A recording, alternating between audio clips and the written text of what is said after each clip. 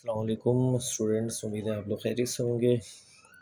2025-26 का second year physics का जो मॉडल पेपर है उसमें सेक्शन सी में एक सवाल डिस्कस हुआ है और वो है मास स्पेक्ट्रोग्राफ। तो इसका एक कॉम्प्रिहेंसिव लेक्चर में यहाँ पे लेकर आपके सामने हाजिर हुआ हूँ। इस लेक्चर में आपको मास स्पेक्ट्रोग्राफ के बारे में बताया जाएगा कि काम कैसे करता है और कुछ मैथमेटिकल चीज़ें बताई जाएंगी। बाकी सारी जो इसकी मार्किंग वगैरह है वो आपको शेयर कर दूँगा मैं, तो आप उसे देख सकते हैं। ठीक है, डायग्राम भी एक किताब में बनी है, आप चाहें तो किताब वाली डायग्राम फॉलो कर सकते हैं, चाहे तो ये वाली डायग्राम जो बनी हुई है आप इसे फॉलो कर सकते हैं। ये भी आपको बहुत अच्छे अंदाज से एक्सप्लेन कर देगी। तो मास स्पेक्ट्रोग्राफ बेसिकली तौर पे क्या होता है बच्चों? देखिए, मास स्पेक्ट्रोग्राफ बेसिक तौर पे एक ऐसी डिवाइस है जो कि यूज़ करते हैं हम लोग क्या कहते हैं, सेपरेट करने के लिए आइसोटोप्स, रिलेटिव एबुडेंस और मासेस ऑफ आइसोटोप मालूम करने के लिए। यानी 3 चीज़ों के लिए हम इस्तेमाल करते हैं बेसिक तौर पे मास स्पेक्ट्रोग्राफ। असल में देखिए, आइसोटोप्स क्या होते हैं, किसी भी एलिमेंट के वो डिफरेंट एटम्स होते हैं जिनके अंदर प्रोटॉन की तादाद तो सेम होती है लेकिन न्यूट्रॉन की तादाद अलग होती है।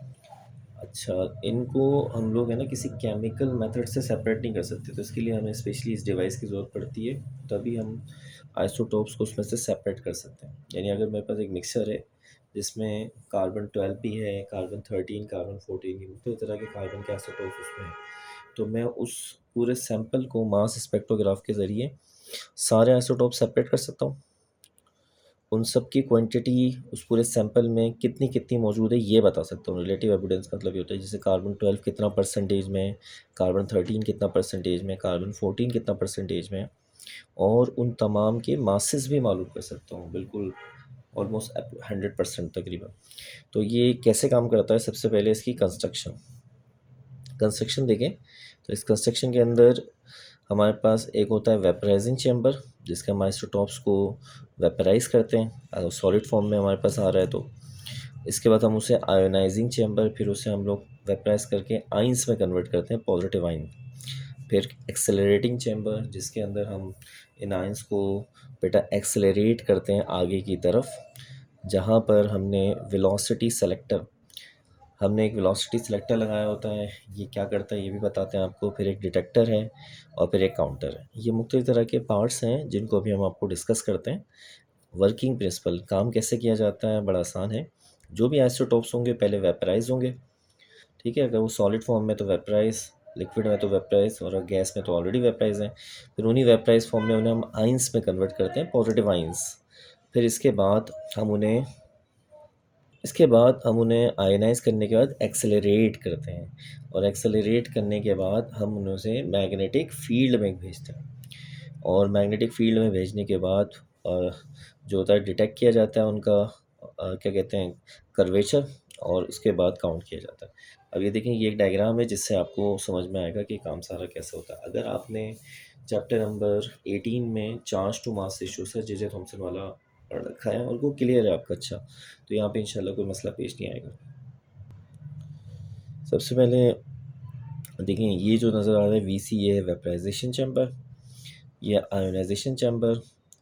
ये जो नज़र आ रही है दो प्लेटें हैं, एक का नाम P1 एक का नाम P2, एक पॉजिटिव होती है एक नेगेटिव होती है, यहाँ वोल्टेज होता है कुछ, और यहीं से हम इसको एक्सेलरेट कराते हैं आइंस को, तो इसे एक्सेलरेटिंग चैम्बर। AC का मतलब, ये जो आपको दो प्लेटें नज़र आ रही हैं इसे कहते हैं वेलोसिटी सेलेक्टर। इसमें ख़ास वेलोसिटी फेड होती है कि जो भी यहाँ से गुजरेगा उसके बाद वही वेलोसिटी होनी चाहिए, वरना वो रुक जाएगा।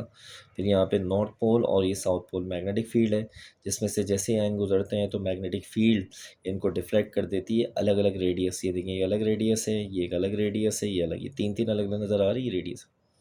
इसके बाद यहाँ एक फ़ोटोग्राफिक प्लेट होती है जिसके ऊपर आके ये टकराते हैं, जहाँ से इन्हें ऑब्ज़र्व किया जाता है, इनको इनके रिज़ल्ट को एम्पलीफाई करते हैं, ये एम्पलीफिकेशन है, और फिर इसके बाद यहाँ काउंटर से इनकी रीडिंग ली जाती है। ये डायग्राम थोड़ी सी बड़ी होके आपको दिखा देता हूँ, और बल्कि यहाँ पे आप समझते हैं।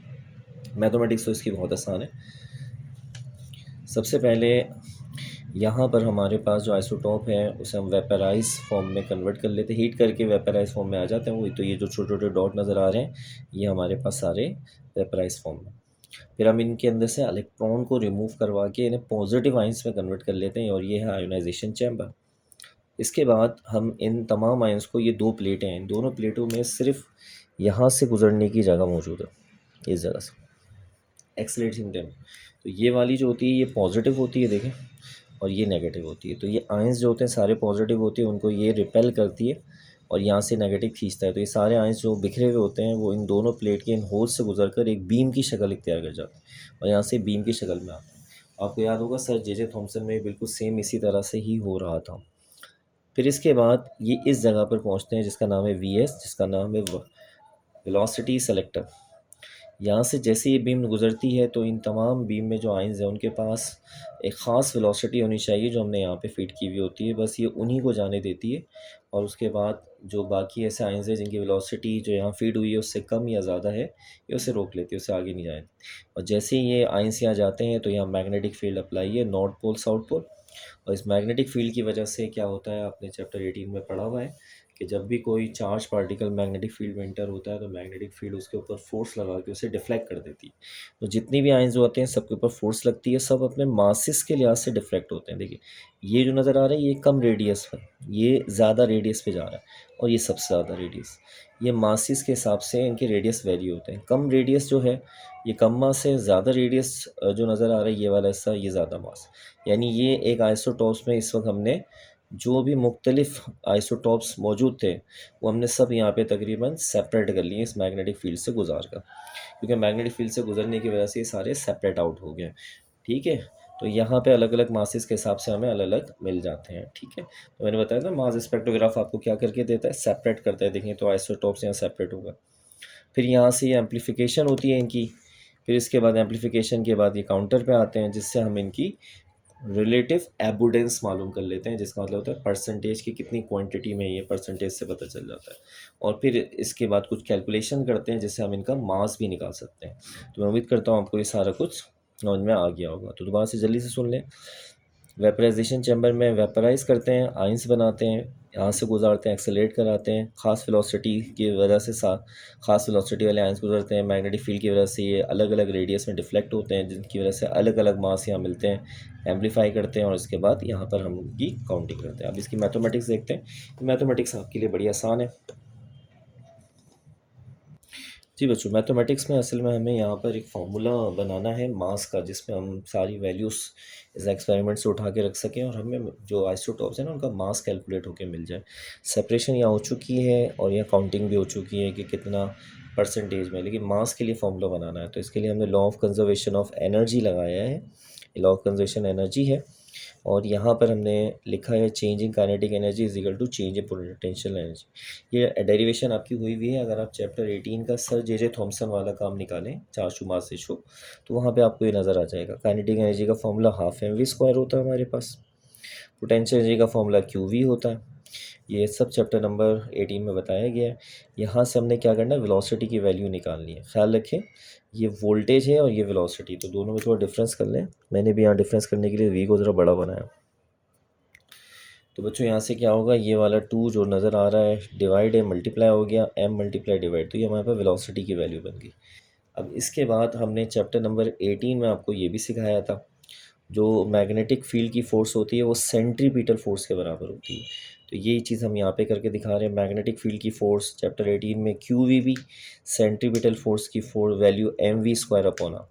तो यहाँ से हमने क्या करना है, एक वेलोसिटी यहाँ से, एक वेलोसिटी यहाँ से कट गया, तो यहाँ पर बचा हमारे पास m, एक v बचा, वो नीचे डिवाइड हो गया, r बचा मल्टीप्लाई। देखिए फॉर्मूला बन गया Q B R upon V, इसे इक्वेशन 2 का नाम दे दिया।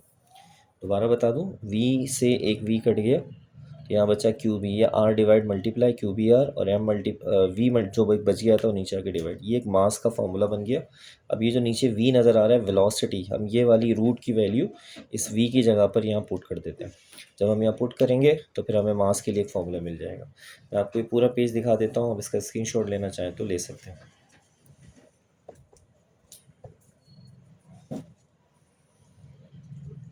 ठीक है, देख लें इसको जल्दी से।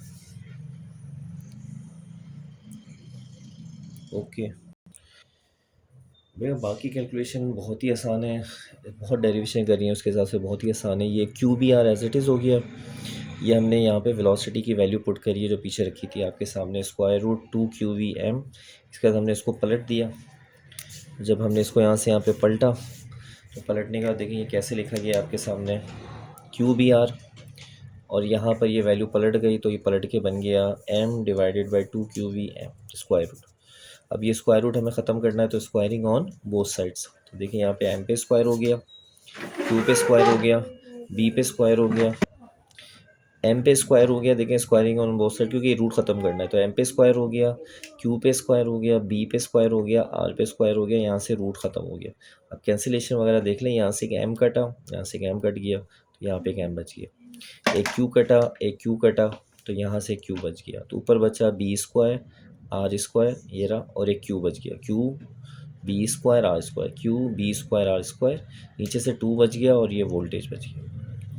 ठीक है, ये जितना भी आपके सामने आसान सी कैलकुलेशन है, अब दोबारा से बता देता हूँ। ये वैल्यू वेलोसिटी की पुट की पलटी है, इसके बाद स्क्वायरिंग ऑन बोथ साइड कर रहा है तो m का स्क्वायर हो गया, इन सब का स्क्वायर हो गया, यहाँ से रूट कट गया, m से एक m कटा, m बचा, एक q से q कटा, q बचा b स्क्वायर r स्क्वायर, नीचे बचा 2 और वोल्टेज।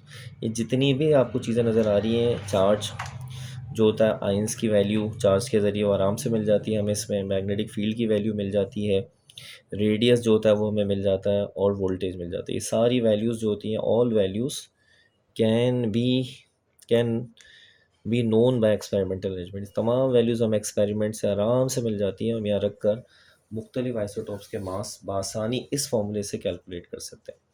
चाहे कुछ और छोटी छोटी सी बातें आपकी नॉलेज के लिए यहाँ लिखी है जिन्हें आप देख सकते हैं, वो भी देख लें जल्दी से, मैं आपको दिखा देता हूँ आसान सी बातें। Ions of different masses will strike photograph light at different places, so different isotopes can be separate। ये बात मैंने पीछे बता दी थी कि मुख्तलिफ मासेस वाले जो फोटोग्राफ प्लेट होती हैं उसके अलग अलग जगह पे जाके हिट करते हैं, इसके वजह से उन्हें बआसानी सेपरेट किया जा सकता है। जो हैवी आइसोटोप्स होते हैं उनका रेडियस बड़ा होता है, जो छोटे आइसोटोप्स होते हैं उनका रेडियस छोटा होता है। आसान सा टॉपिक है, इतना मुश्किल नहीं है, इसे आप आराम से अगर तैयार करना चाहें तो कर सकते हैं। इसका काम इंशाअल्लाह ताला मैं आपके ग्रुप में शेयर कर दूंगा, तो आप वहाँ से भी इसको तैयार कर सकते हैं। बाकी मैथमेटिक्स वगैरह बाकी चीज़ें यहाँ पर आपके सामने, आप चाहें तो इसका भी स्क्रीनशॉट ले सकते हैं।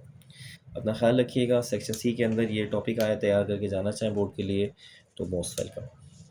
अस्सलाम वालेकुम।